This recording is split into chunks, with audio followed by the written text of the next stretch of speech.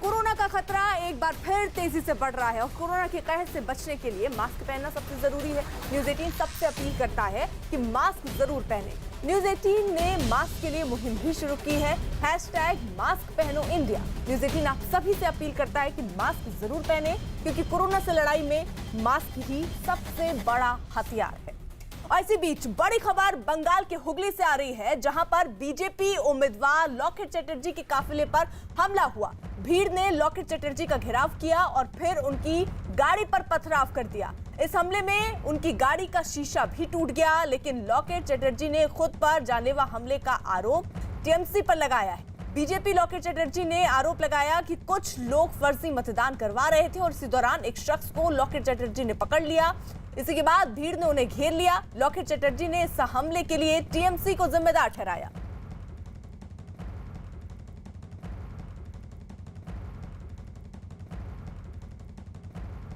और ये दो तस्वीरें जहां देखिए लॉकेट चटर्जी के इस काफिले पर हमला हुआ, हुगली में यह हमला हुआ है। और ये वो कार जिस कार में देखिए शीशा टूट गया है। इस हमले के बाद ये काफिले में चल रही थी गाड़ी। जब लॉकेट चटर्जी अलग अलग बूथ पर जा रही थी, जब उनको जानकारी मिली कि एक बूथ ऐसा है जहां पर फर्जी मतदान हो रहा है, जब वो वहां पर पहुंची तो उनके काफिले पर हमला हुआ। उनकी गाड़ी का शीशा इस वक्त आपको देखिए तस्वीरों में टूटा हुआ नजर आ रहा है।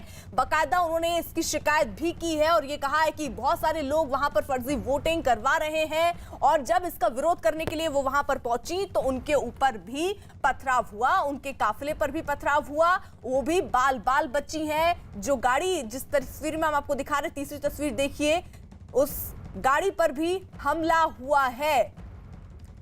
तो बीजेपी उम्मीदवार है लॉकेट चटर्जी, जो सुबह से ही अलग अलग बूथ पर जा रही हैं।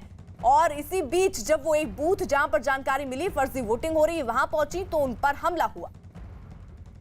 देखिए 66 नंबर बूथ है मंडल में बहुत सारा महिला छप्पा मार रहा था। मैंने पूछा, उनको हाथों में पकड़ लिया था। उन्होंने बोला कि आप वोटर है, आप वोट दिया है? नहीं, मैं इधर का वोटर नहीं। तो क्यों है इधर? मैंने उसका कार्ड देखा, कोविड मैनेजमेंट, झूठ कार्ड। कोविड मैनेजमेंट का कोई ऐसा नहीं है, नियम नहीं है जो ईवीएम के पास जाके किसी को बोलेंगे कि टीएमसी दबाओ। मैंने पकड़ लिया है, टीएमसी कैमरा में उसका छवि दिखा दिया है, उसका कार्ड भी दिखा दिया है। इधर सब लोग मुझे घेर लिया है, मीडिया लोग को घेर लिया है, गाड़ी तो तोड़ दिया, मुझे मारने का कोशिश किया, ईंट भी छोड़ा। हेलो सर, मेरा गाड़ी तोड़ दिया है। 66 नंबर बूथ माइनॉरिटी पूरा छप्पा कर रहा था। मैंने जाके पूरा हाथों में पकड़ लिया है। उसके बाद पूरा टीम लेके जो मीडिया को गाड़ी से उतरकर मीडिया को मारधर किया। अभी हमारा बहुत सारा लोग उधर में है, लेकिन सीआरपीएफ का जो फोर्स है अभी पर्याप्त नहीं है। अब उसको भेजिए, क्योंकि बहुत सारा मीडिया का लोग भी उधर अंदर में है, अभी अटक गया है।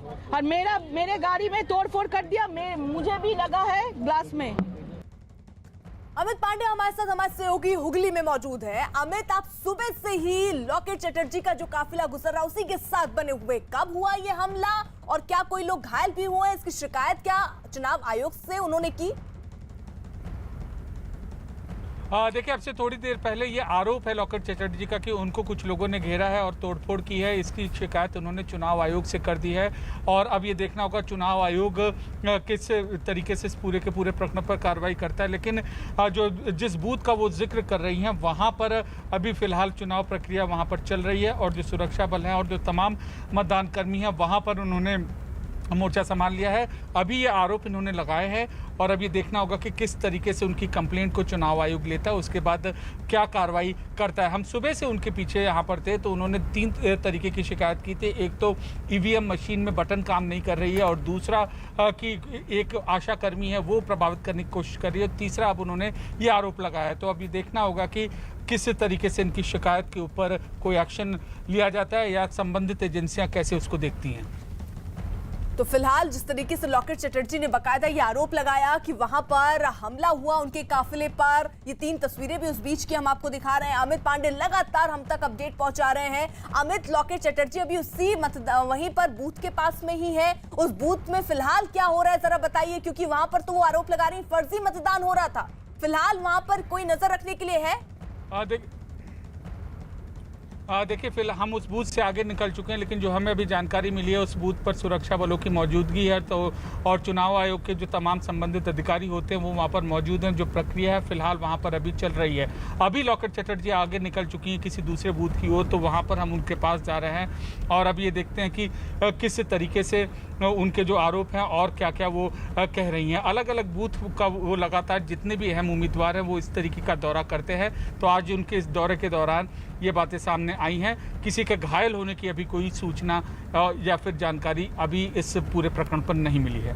और बिल्कुल जरा तस्वीरें इस बीच दिखा दें, क्योंकि लॉकेट चटर्जी सुबह से ही जहां जहां शिकायत उनको मिल रही थी कि उनके पोलिंग एजेंट को अंदर नहीं जाने दिया जा रहा है, वहां पर वो पहुंची। उसी बीच उनको जानकारी मिली कि एक पोलिंग बूथ ऐसा है जहां पर फर्जी वोटिंग हो रही है और उसी को देखने के लिए लॉकेट चटर्जी इस बूथ पर पहुंची, जहां पर कुछ लोग फर्जी वोटिंग उनके हिसाब से जो वो कह रही हैं कि फर्जी वोटिंग कर रहे थे। जब उन्होंने एक महिला का हाथ पकड़ा तो वहां से पत्थरबाजी शुरू हो गई। ये जो काफिले पे गाड़ी चल रही थी मीडिया की, उस पर भी हमला हुआ। पूरा शीशा आप देख सकते हैं टूट चुका है। फिलहाल जिसकी शिकायत उन्होंने कर दी है वहां पर भारी संख्या में सुरक्षा बल की तैनाती भी कर दी गई है और लॉकेट चटर्जी अब आगे अगले बूथ की तरफ चली भी गई हैं। तो बड़ी खबर इस वक्त की आ रही है। लॉकेट चटर्जी ने आरोप लगाया कि यह हमला उन पर हुआ। ये देखिए किस तरीके से एक पत्थर आता है और गाड़ी के शीशे पर लगता है, जिससे शीशा जो है टूट जाता है। तो ये तस्वीरें हम आपको दिखा रहे हैं पश्चिम बंगाल में, जहां एक तरफ देखिए चौथे चरण का मतदान हो रहा है, 44 सीटों पर यह मतदान। वहीं दूसरी तरफ ऐसी घटनाएं भी सामने आ रही हैं जहां पर टीएमसी बीजेपी के कार्यकर्ता आमने सामने हैं। वहीं ये जो तस्वीर है जरा देखिए, लॉकेट चटर्जी की काफिला जो था उस पर हमला हुआ है। लॉकेट चटर्जी कह रही है उनके ऊपर भी हमला हुआ। वो बाल बची है, कांच उन तक पहुंचते पहुंचते रह गया, नहीं वो गंभीर रूप से घायल भी हो सकती थी। तमाम आरोप लॉकेट चटर्जी लगा रही हैं। अमित पांडे हमारे साथ मौजूद है। अमित, ये जो गाड़ियां हम देख रहे हैं उसमें काले कलर की और एक सफेद कलर की गाड़ी दिख रही है, क्या उस गाड़ी पर भी यह हमला हुआ जिसमें लॉकेट चटर्जी बैठी हुई थी? देखिए लॉकेट चटर्जी की गाड़ी को नुकसान पहुंचा है। उनके गाड़ी का जो शीशा है वो टूटा हुआ है और कुछ और मीडिया की गाड़ी हैं उनके ऊपर भी उनको भी नुकसान पहुंचा है। और इस पूरे प्रकरण की जो शिकायत है वो संबंधित पुलिस अधिकारियों के पास, पुलिस कर्मियों के पास कर दी गई है।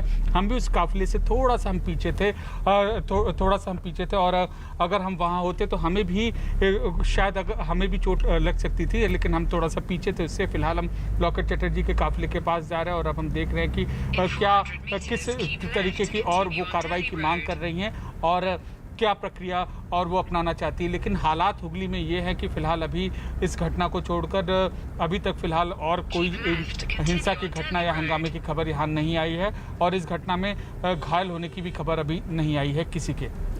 बिल्कुल, तो हम अलग अलग तस्वीरें भी आपको दिखा रहे हैं। पश्चिम बंगाल में जहां एक तरफ मतदान चल रहा है वहीं पर हिंसा की झड़प की खबरें भी सामने आई। वहीं देखिए लॉकेट चटर्जी जो कि बीजेपी की तरफ से उम्मीदवार हैं, वो जब अलग अलग बूथ पर जा रही थी तो एक बूथ से शिकायत आई कि फर्जी वोटिंग हो रही है। जब उसको देखने के लिए खुद पहुंची और वहां उन्होंने रोकने की कोशिश की तो ये पथराव हुआ।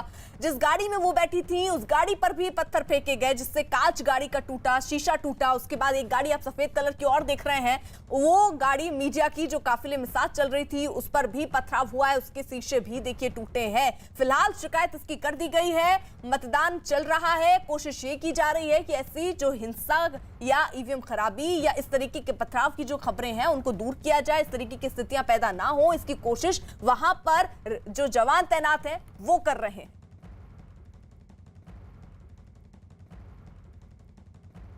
उधर बंगाल के कूच बिहार जिले के शीतलकुची इलाके में टीएमसी और बीजेपी के कार्यकर्ताओं के बीच झड़प हो गई। घटना 265 नंबर बूथ पर मतदान के दौरान हुई। मारपीट की वजह से उस बूथ पर कुछ देर के लिए मतदान रुक गया। इस घटना में एक आदमी घायल भी हो गया, जिसे बाद में इलाज के लिए अस्पताल ले जाया गया। तो ये तस्वीरें हम आपको कूच बिहार की दिखा रहे हैं, जहां पर ये जानकारी मिल रही है कि झड़प हुई और एक आदमी घायल हुआ है। तो जहां बंगाल में देखिए एक तरफ चौथे चरण का मतदान हो रहा है, वहीं दूसरी तरफ इस तरीके की छुटपुट घटनाएं भी सामने आ रही हैं। वहीं पश्चिम बंगाल के उत्तर हावड़ा में बीजेपी उम्मीदवार उमेश राय ने टीएमसी पर बड़ा आरोप लगाया। उमेश राय का आरोप है कि टीएमसी के कार्यकर्ता मतदाताओं को डराने के लिए बम का इस्तेमाल कर रहे हैं। टीएमसी के कार्यकर्ता बम फेंककर मतदाताओं को डरा रहे हैं। मैं अभी हूं गोलाबाड़ी थाना के 50 मीटर की दूरी पर। जहां पर आज सुबह सुबह पुलिस को लाख बताने के बावजूद भी पुलिस ने कोई एक्शन नहीं लिया। और मेरे हाथ में ये बम है, आप देख सकते हैं, और ये आवाज़ करने के लिए, लोगों को डराने के लिए है, लेकिन ये उत्तर हावड़ा है। ये उत्तर हावड़ा है, यहाँ पे ये आम बात है। तो ये जैसे ये पानी में जा रहा है, ऐसे ही तृणमूल कांग्रेस भी पानी में आज जाएगी। और इस वक्त की बड़ी खबर आ रही है हावड़ा उत्तर विधानसभा क्षेत्र से, जहां बूथ नंबर 93 और 94 पर पिछले 3 घंटों से मतदान रुका हुआ है, जिसकी वजह से लाइन में लगे लोगों को भारी परेशानी का सामना करना पड़ रहा है। बीजेपी और टीएमसी दोनों ही पार्टियों ने एक दूसरे को धीमे मतदान के लिए जिम्मेदार ठहराया। 94 और 93 नंबर बूथ पर ईवीएम खराब है, ऐसा बीजेपी के कैंडिडेट भी बोल रहे हैं। टीएमसी के जो एजेंट है ये भी कह रहे हैं। यहाँ पर जो महिला लाइनों में खड़ी हैं वो भी कह रही हैं, जो पुरुष यहाँ पर लाइन में खड़े हैं, जो वोटर खड़े हैं वो भी कह रहे हैं। भीड़ में आपको यहाँ पर दिखाना चाहूंगा, आप देख सकते हैं भीड़ किस कदर यहाँ पर लगातार, और महिलाएं यहाँ पर परेशान है। जो 96 नंबर जो बूथ है, 96 नंबर जो बूथ है वो बूथ यहाँ पर चल रहा है, लेकिन जो दो बूथ यहाँ पर खराब है। और महिलाओं और पुरुष वोटरों का यही कहना है कि यहाँ पर तकरीबन 2.5 से 3 घंटे से वो खड़ी हैं, लाइन नहीं आगे बढ़ पा रहा है। और कई ऐसी महिलाएं हैं जिनका साफ साफ ये कहना है कि उनका सिर दर्द हो रहा है जिस तरीके से वो यहाँ पर खड़ी है। मैं आपको तस्वीरों के जरिए दिखाना चाहूंगा किस तरीके से यहाँ पर जो है पैरामिलिट्री फोर्सेस के जो जवान हैं लोगों को शांत करते हुए यहाँ पर तस्वीरों में लोगों को बोल रहे हैं कि आप शांत रहिए और लाइन अब बढ़ेगी आगे। लेकिन इस तरीके से आरोप है। आप कब से खड़े हैं यहाँ पे? बस अभी आए हैं। आप अभी आए हैं? आप लोग कब से खड़े? अभी অনেকক্ষণ ধরে দাঁড়িয়ে बहुत देर से खड़ी हैं। হ্যাঁ আমি উপোস করে দাঁড়িয়ে আছি, আমাকে ডাকছেই না, 3 ডেকেই যাচ্ছে 4, আমি দাঁড়িয়ে আছি। अच्छा, तो ये भी बहुत देर से यहाँ पर खड़ी है, कह रही है कि आज ये उपवास है और ये बहुत देर 1 महीने से उपवास है, ऐसा ये कह रही है। तो फिलहाल जो है वोटर काफी ज्यादा परेशान है। टीएमसी का जो एजेंट है उसका भी साफ साफ ये कहना है कि ईवीएम यहाँ पर खराब है। जो बीजेपी के उम्मीदवार है उनका भी कहना है कि ईवीएम खराब है। और जो वोटर है, चाहे वो महिला हो पुरुष हो, फर्स्ट टाइम वोटर हो, हर कोई परेशान है इस बूथ पर। और आरोप है कि 2.5 से 3 घंटे से यहाँ पर ईवीएम नहीं चल रही है और लोग काफी ज्यादा परेशान हो रहे हैं। वीडियो जर्नलिस्ट पुजारी के साथ अमित कुमार सिंह, न्यूज 18 इंडिया, हावड़ा उत्तर। तो हावड़ा उत्तर विधानसभा क्षेत्र से ये बड़ी खबर, जहां पर देखिए बूथ नंबर 93 94 पर पिछले 3 घंटों से मतदान रुका हुआ है। लोगों से हमारे सहयोगी ने बात की किस तरीके से दिक्कतें उनको आ रही हैं। काफी लंबा वक्त उन्हें इसी लाइन पर गुजारना पड़ रहा है। भारी तादाद में देखिए लोग पहुंच रहे हैं और गर्मी की वजह से दिक्कतों का सामना और ज्यादा बढ़ जाता है। बीजेपी और टीएमसी दोनों ही पार्टियां जो हैं वो एक दूसरे को धीमे मतदान के लिए जिम्मेदार ठहरा रही हैं। तो ये हावड़ा उत्तर की तस्वीर, जहां पर भारी तादाद में लोग पहुंच रहे हैं, लेकिन अभी बताया जा रहा है कि 3 घंटे से मतदान जो है वो रुका हुआ है। धीमी गति से ये मतदान हो रहा है और इसका आरोप टीएमसी बीजेपी पर लगा रही है और बीजेपी टीएमसी पर इसका आरोप मरते हुए नजर आ रही है। तो 3 घंटों से फिलहाल मतदान रुका है। इससे पहले हमने आपको वो तस्वीरें भी दिखाई थी जहां मतदान सुबह 7 बजे से शुरू होना था। लोग सुबह 6 बजे से ही लाइन पर लगे हुए थे, लेकिन तकरीबन 8 बजे जाकर मतदान शुरू हो पाया, जिससे भी खासे नाराज लोग नजर आए थे।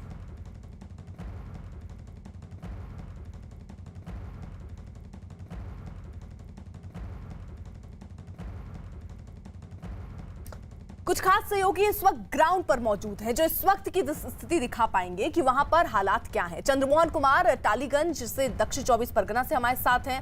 अमित सिंह हावड़ा उत्तर से मौजूद हैं हमारे साथ, और इसी के साथ साथ अमित पांडे हमारे साथ हुगली से मौजूद हैं। अमित सिंह का रुख कर लेते हैं। अमित, आप जहां पर मौजूद हैं, जरा वहां पर बताइए, किसी प्रकार की अभी तक कोई दिक्कत आ रही है? ईवीएम सही से काम कर रहा है? कोई हिंसा की अगर खबर उससे जुड़ी हुई सामने आ रही हो?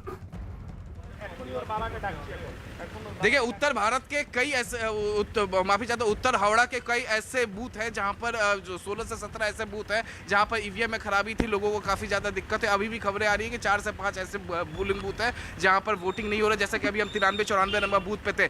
ये जो बूथ है, इस बूथ पर बीजेपी उम्मीदवार ने आरोप लगाया है कि यहाँ पर फॉल्स वोटिंग हो रही है, रिगिंग हो रही है टीएमसी की तरफ से, और लगातार यहाँ पर अंदर बहसबाजी हो रही थी। किस बारे में बहसबाजी हो रही थी? कौन सा नंबर बूथ है? यहाँ के 3 बूथों पर, यह हनुमान बालिका विद्यालय है उत्तर हावड़ा का, वार्ड नंबर 4 का।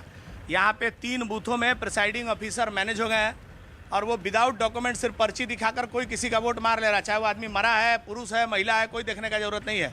जब बीजेपी के एजेंट प्रतिवाद कर रहे हैं तो उनको वो लोग धमकी दे रहा है वहाँ पे ये इस तरीके से चलेगा तो हम चलने थोड़ी शिकायत कर दिया, पीछे पुलिस वाले यहाँ पर मौजूद है, SI OC पुलिस सबको को बताया, मैंने प्रिसाइडिंग ऑफिसर को बताया, उनके सेक्टर ऑफिसर को अभी बुला रहा हूँ। अगर इसी तरह चलता रहा तो अभी मैं इनका मतदान बंद कराऊंगा। इस तरीके से खुलेआम फॉल्स वोट होते हैं, हम लोग चुनाव नहीं करा सकते, नहीं देख सकते हैं। तो इस तरीके का आरोप है बीजेपी उम्मीदवार का। फिलहाल बीजेपी उम्मीदवार जो है इसी बूथ पर बैठ गए हैं। ये इन्होंने तमाम चुनाव आयोग को फ़ोन किया है, तमाम अधिकारियों को फ़ोन किया है कि वो आएंगे तभी यहाँ से निकलेंगे। पुलिस बल यहाँ पर मौके पर पहुँच गई है लॉ एंड ऑर्डर सिचुएशन को बनाए रखने के लिए। यहाँ पर आप तस्वीरों में देख सकते हैं कि जो लोकल पुलिस है वो यहाँ पर स्पॉट पर पहुँच गई है, और जो और भी पुलिस की जो गाड़ियाँ हैं और भी पुलिस के जो जवान हैं वो यहाँ पर पहुँच रहे हैं। अंदर बूथ के अंदर अभी भी जो है वो पैरामिलिट्री फोर्सेस के जवान अंदर यहाँ पर तैनात है, लेकिन बाहर जो है वेस्ट बंगाल पुलिस के जवानों को डिप्यूट किया गया ताकि लॉ एंड ऑर्डर सिचुएशन यहाँ पर ठीक रहे। मैं एक बार यहाँ पर आपको तस्वीरें दिखाना चाहूँगा। देखिए पुलिस की और भी वैनें यहाँ पर पहुँच चुकी हैं। यहाँ पर ये जो गाड़ी आप देख सकते हैं ये पुलिस की वैन है। तो इस तरीके का आलम है। बीजेपी के जो उम्मीदवार हैं यहाँ के उमेश राय हावड़ा उत्तर के, वो इसी बूथ पर यहीं पर बैठ गए हैं। चंद्रमोहन का भी रुख कर लेते हैं। चंद्रमोहन, आप जिस जगह पर है वहां पर क्या स्थिति है? वहां पर ईवीएम सही से काम कर रहा है या कोई दिक्कत आ रही है मतदान करने में लोगों को?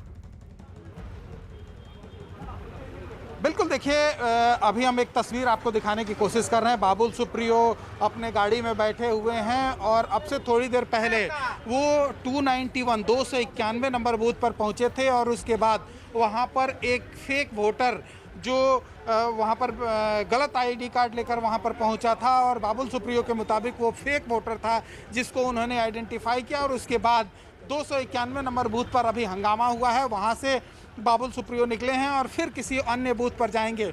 जहां जहां जानकारियां मिल रही है किसी तरह की गड़बड़ी का, वहां पहुंच रहे हैं और फिर चाहे वो अपने कार्यकर्ता हो, अपने पोलिंग एजेंट हो या फिर जो लोग वहां पर गड़बड़ी कर रहे हैं उनको आइडेंटिफाई करने की कोशिश कर रहे हैं, उनको चिन्हित करने की कोशिश कर रहे हैं। तो अभी बाबुल सुप्रियो अपने गाड़ी में बैठे हुए हैं, कुछ चैनल्स से, कुछ मीडिया कर्मियों से बात करें और उसके बाद फिर वो आगे बढ़ेंगे और ये जहाँ जहाँ से जानकारियाँ इन्हें मिल रही है वहाँ पहुँच रहे हैं। ये तीसरा बूथ था जहाँ पर वो पहुँचे थे और वहाँ से यह जानकारी इनको मिली थी कि कुछ फेक वोटर, कुछ गलत वोटर वहाँ पर पहुँच गए हैं, जिसके बाद वहाँ पर 291 नंबर बूथ पर बाबुल सुप्रियो पहुँचे थे और उस गलत वोटर को आइडेंटिफाई किया, फिर उनको वहाँ से निकाला गया। ठीक है, अमित पांडे का भी रुख कर लेते हैं। हुगली में वो मौजूद हैं। अमित, आप जहाँ पर मौजूद हैं वहाँ पर कितनी तादाद में लोग पहुँच रहे हैं, क्या स्थिति है इस वक्त? देखिए, उससे पहले मैं आपको तस्वीरें दिखाना चाहता हूं हिंसा की जिसका जिक्र होता है। लॉकेट चटर्जी के काफिले पर हमला हुआ था, नेटवर्क 18 की गाड़ी पर भी हमला हुआ है और हमारे साथ ड्राइवर मौजूद है। बेटा बताओ क्या हुआ था? ये आप ये देखिए क्या पूरी तस्वीरें हैं, बताओ बेटा। मैडम का कन्वाय का पीछे में थे, बस उतार के मेरे को गाड़ी को ईटा मारा है, ईटा भी अंदर फेंका हुआ, बहुत मारा, थप्पड़ मारा, पीछे से भी ईटा देके मारा है, पाइप भी था, बड़ा बड़ा पाइप, प्लास्टिक का पाइप था, उसमें ही मारा, फिर उतार लिया था पूरा। कहाँ पे हुआ ये पूरा? बस ये बूथ है ना, हाँ। बस वो बूथ पे हुआ था, गाड़ी रोक दिया था। अभी नहीं, अभी तो पता नहीं, अंदर नहीं गया, ये गेट तोड़ दिया। तुम ठीक हो ना? आप ठीक हो? बस मेरे को यहाँ दर्द हो रहा है, ये इतना बड़ा ईटा है, देखिए ना कैसा लगा, यहाँ पर आके लगा। वो अगर नहीं रहता ना, ये नहीं रहता तो मेरा सर पूरा चले जाता आज। ये इससे सेफ्ट हुआ, देखिए वो ईटा गिरा हुआ है। कहाँ मारा था, किस जगह पे? बस ये बाजू में, आप जहाँ पर आए हैं ना वही बूथ पे ही मारा है। अंदर की तस्वीर अगर आप ये देख सकते हैं कि मैंने आपका था, चप्पल खोल के भागा बेचारा। वो कहाँ है अभी कहाँ है सब लोग? पता नहीं वो कहाँ पर ट्रीटमेंट कहाँ गया, पता नहीं, दूसरा गाड़ी पे गया हो। और अभी कहाँ है? अभी मैडम कहाँ है? मैडम अभी निकले हैं कहीं, उसको भी तो लगा है ना चोट, मैडम को निकली। तो देखिए यहाँ पर इस तरीके की घटना, नेटवर्क न्यूज़ 18 की गाड़ी पर भी तोड़फोड़ हुई है उसमें और ये पूरी की पूरी घटना सामने आई है और तुरंत इसके बाद लोग आगे गए। हमारी टीम के ये ड्राइवर हैं और इन्हीं लोग के आधार पर हम जो रिपोर्टिंग करते हैं और फिलहाल मार के क्या फायदा, समझ में, हम तो गरीब आदमी है ना, हम जो कल गाड़ी बैठिया का क्या खाएंगे, मेरा घर कैसा चलेगा बोलिए? ये तो मेरा रोजी रोटी है ना, विश्वकर्मा है। आप देख क्या गलती किया? देखिए, आप देख सकते हैं ईंट जो पड़ी हुई है, अंदर ईंट भी है और खुदा न खासा अगर ये किसी के सर पे लग जाती तो कितना भयंकर होता। और हमारे जो हमारे साथी रिपोर्टर्स हैं वो भी आसपास से गए, आसपास इलाज अपना कराने गए हैं। तो अभी ये हमला होने की हमले की यहाँ पर कोशिश की गई है और फिलहाल अभी जो यहाँ पर इनको कुछ चोटें भी आई हैं, लॉकेट चटर्जी को भी आई हैं, लेकिन इस तरीके की ये जो हिंसा है हुगली में ये सामने आया है और यहाँ तक कि मीडिया की गाड़ियों को भी निशाना बनाया गया है। तो बिल्कुल ये तस्वीरें आप दिखा रहे हैं, न्यूज़ 18 एक्सक्लूसिव तस्वीरें, नेटवर्क 18 की। देखिए गाड़ी जो वहां पर मौजूद थी उस पर भी पथराव हुआ है। अमित, कुछ और तस्वीरें आप दिखा रहे हैं, वहां उस गाड़ी में पूछिए जरा कितने लोग बैठे हुए थे। खाइए उधर कह रहा है ना मुझे भी पीछे। देखिए ये गाड़ी थी पूरी कवरेज पर जा रही थी, जैसे तमाम गाड़ियां जो आती हैं कवरेज के लिए वो आती हैं, हम इन्हीं से पूछते हैं। लेकिन नेटवर्क 18 न्यूज़ 18 हम लगातार अपनी हर चीज़ों को, जो हमारे जो रिपोर्टर है वो लगातार किसी चीज़ की परवाह न करते हुए ऐसे वो अपनी रिपोर्टिंग कर रहे थे। और ठीक यही लेवल था, गाड़ी का लेवल था, गाड़ी के लेवल में लगाते तब भी जिन्होंने हमला किया उन्होंने इस बात का ध्यान नहीं दिया। हम प्रेस के लोग हैं, प्रेस कवरेज हम करते हैं, लेकिन बावजूद इसका ध्यान नहीं दिया। सकते हैं ना, हम तो मेरा जिम्मेदारी, हम कैसे उनको छोड़ दें अंदर में? हाँ, वो भी तो मेरा ऑफिस का बंदा, हम कैसा छोड़ के आ सकते हैं बीच रास्ता में? तो मेरा जिम्मेदारी, ऑफिस हमको भेजा, पूरा जिम्मेदारी हमको तो निभाना है ना।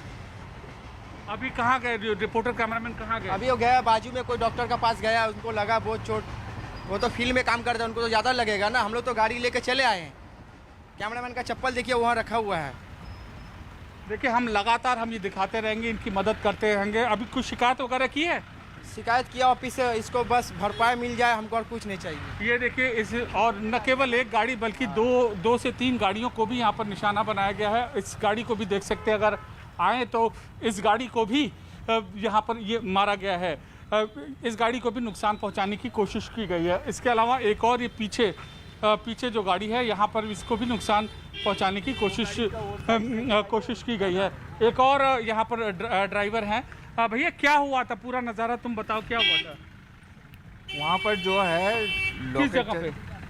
ये गांव के अंदर में, वहाँ सब प्रेस का गाड़ी था और लॉकेट चैटर्जी का गाड़ी था।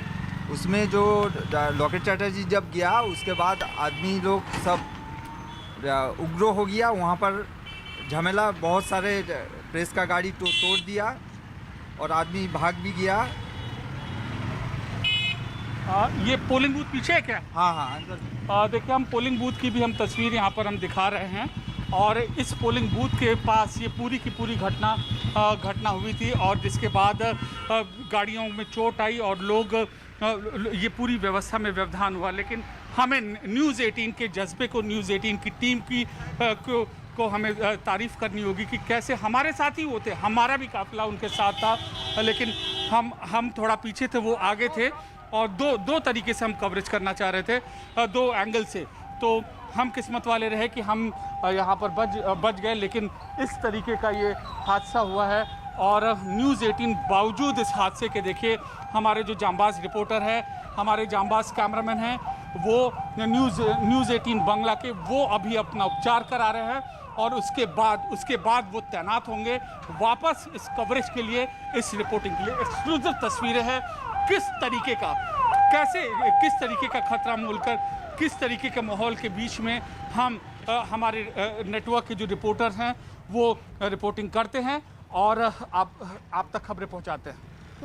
अमित, आप वहां पर लोगों से जरा बात कीजिए, जो लोग इसकी गवाही दे रहे हों कि आखिरकार कितनी संख्या में उस वक्त लोग पहुंचे और किस तरीके से नौबत आई। क्या लोग पहले से तैयार थे, हाथों में पत्थर थामे हुए, या वहां इस तरीके का माहौल बना, और कितनी गाड़ियों को लगभग नुकसान हुआ और कितने लोग घायल हुए? देखिए सुबह से हम आपको उस काफिले की तस्वीर दिखा रहे थे और उस काफिले के, गाड़ी के काफिले के ऊपर ही हमला हुआ। एक और ड्राइवर है। भैया क्या पूरा माहौल कैसा था वहाँ? पूरा माहौल था। दीदी जब लॉकर दी जब वहाँ पर गई या बूथ गई, पहले बूथ से जब घूम के आ रहे थे गो बैक स्लोगन दे रहा था। उसके बाद दीदी जब निकल रही थी तब दीदी की गाड़ी पहले टॉर्चर किया, उसके बाद हम लोग का गाड़ी था, हम लोग का गाड़ी के ऊपर पूरा तोड़ ताड़ ईट फीट लेकर पूरा ऊपर चढ़ाव हो गया। मार देगा ये सब, पूरा उन लोग का इंतजाम था, हम लोगों को मार देगा ये सब। इतनी मोटी ईंट है, देखिए इतनी मोटी ईंट है जिससे ये हमला किया गया। खुदा न खासा अगर किसी के सर पे लगती तो बहुत बड़ा नुकसान होता। भैया कैसे तुमने बचाया, जरा तुम बताओ। आज न्यूज़ 18 इंडिया के कैमरे पर क्या करेंगे? अपना जान को दाव में लगा के बचाते हैं रिपोर्टर कैमरामैन के लिए। अगर मेरे को कुछ हो जाता तो क्या, कौन चलाएगा गाड़ी? यहाँ से कलकत्ता 200-150 किलोमीटर दूर है, वहाँ से कौन आएगा? जब तक आदमी मर जाएगा तब आएगा। और ये इस तरीके का ये पूरा माहौल था। लोगों ने भारी तादाद में घेरा पत्थर से हमला किया और फिलहाल अभी प्राइमरी ट्रीटमेंट लेने गई है हमारी टीम के लोग और लॉकेट चटर्जी आगे निकल गई हैं।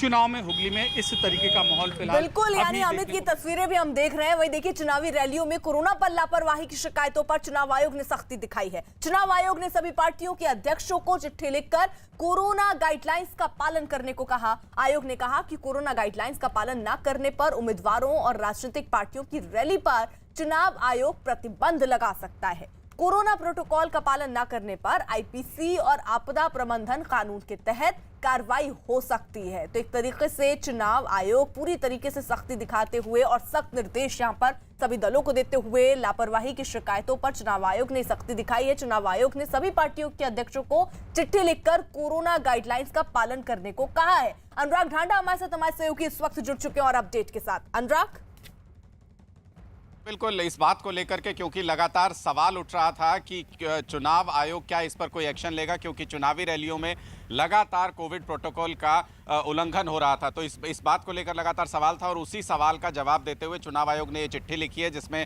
साफ कहा गया है कि अगर पार्टी के नेता अपनी रैलियों में कोविड प्रोटोकॉल सुनिश्चित नहीं करेंगे तो न सिर्फ नेताओं के खिलाफ एक्शन लिया जाएगा बल्कि पार्टी के ऐसे जो चुनाव प्रचार है उस पर भी रोक लगाई जा सकती है।